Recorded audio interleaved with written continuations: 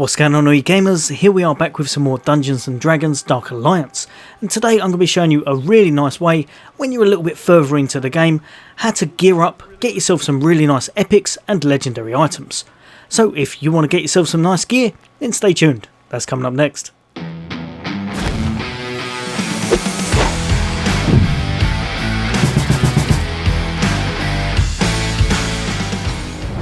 Welcome back, all you guys and girls. As always, for all things gaming, for all things Xbox. For all the latest and greatest content, then why not hit that subscribe and bell icon. And I'll be bringing out builds, guides, hints and tips for all the kind of new games coming your way.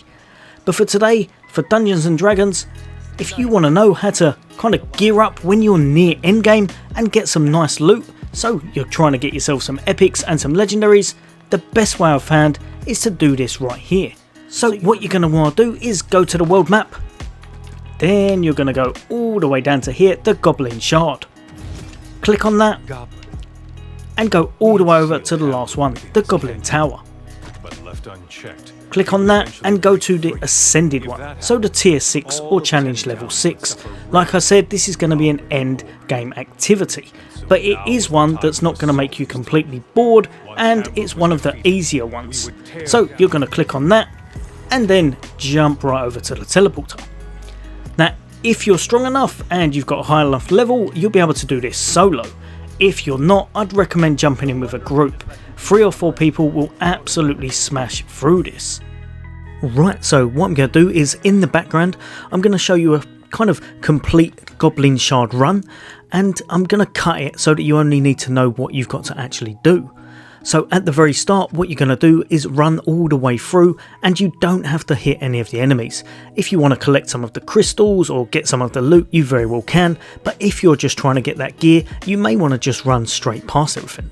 I do hit some of these just because I wanted to build up a little bit of my ultimate, but in general, if you want to, you can run past everything. The thing you're aiming to do is to make it to the first camp. When you get there, you're going to have to clear everything out, and that way you're going to boost your loot rarity once you upgrade the camp.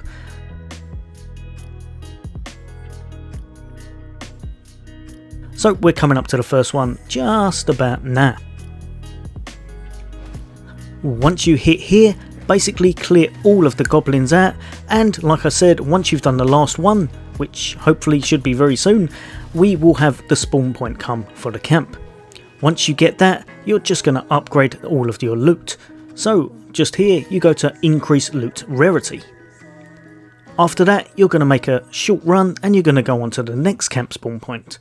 You'll know where it is because it's got one of the really big elites, and you're going to have to take him down and all of his goblin buddies to again get another camp to increase the rarity.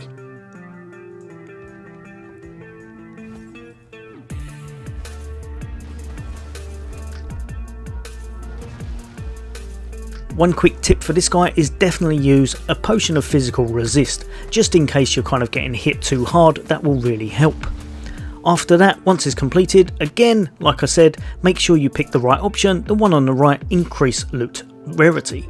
Then you're going to make your way through and you can run past every single enemy from there. Once you get to there, you're going to get to the end part, which is going to be the kind of boss room. Once you're on this boss room, it's actually really easy. All you've got to do is make your way around the outside of the area, and as you can see, those really highlighted enemies, they're the elites that you've got to kill to kind of unlock the shield from the guy in the middle.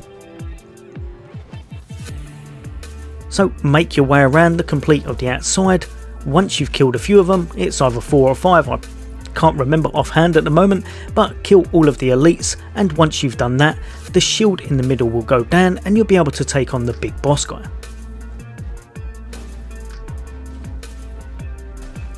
Now, as you can see, these guys aren't actually that tough.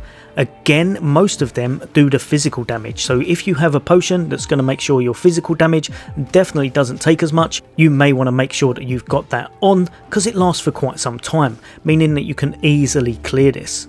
Also, like I said, if you're in a group, you will get faster clear times, and the loot is just as good, so you may well want to try and get into a group. What I'm going to do right at the very end of this, for those people on Xbox, I'm going to show you a way to look for a group just in case you don't know, because the matchmaking in this game can be a bit of a pain. So if you don't know how to look for groups really easy on Xbox, I'll show you a nice tip right at the very end of this video.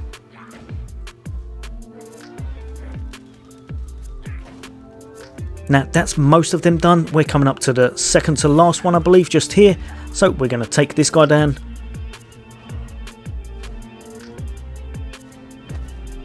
And like I said, pretty much make sure that you're not getting hit by any of the little ads and that, because they do still hit quite hard. But after he's gone, we're going to go straight for that guy in the middle.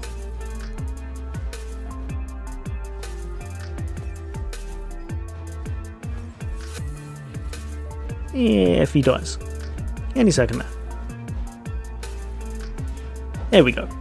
Right, so once you go into the guy in the middle, what you want to do is pop your element of resist. Sorry, your potion of resist. That way right there, it's going to make sure he can't one-shot you with his elemental damage, otherwise you may well struggle. Go in with all of your ultimates, use your ultimate potions, and just absolutely tear him to pieces. This is much faster and easier with kind of extra people, but it can well be soloed if you're on your own, as long as you know exactly what you're doing. Like I said, as you can see there, he does a lot of skill moves. These actually hit really hard. So if you're not putting that potion on, you can quite easily get one shot. I've had it myself. I've been hit once, fell completely over. Put that potion on and you should survive, and you should be able to make your way all the way to the end and just hopefully get yourself some really nice loot.